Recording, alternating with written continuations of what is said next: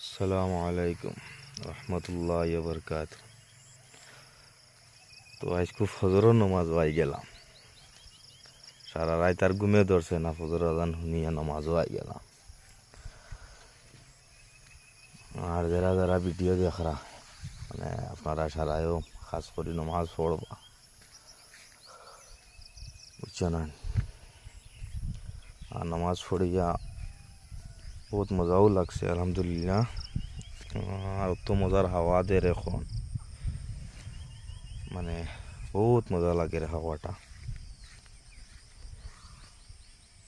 তো গিয়া খাস করিয়া বেশ বেশ করে নমাজ পড়বা, আর আমার লাগিও দোয়া করবা যে আমিও নমাজ পড়তাম আর ইনশাআল্লাহ।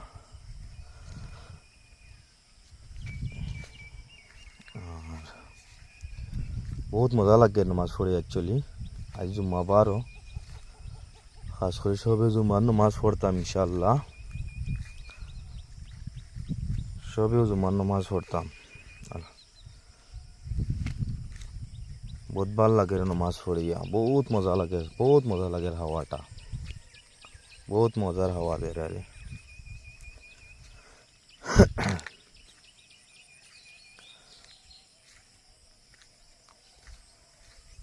সবেও নমাজ পড়তাম ইনশাআল্লাহ।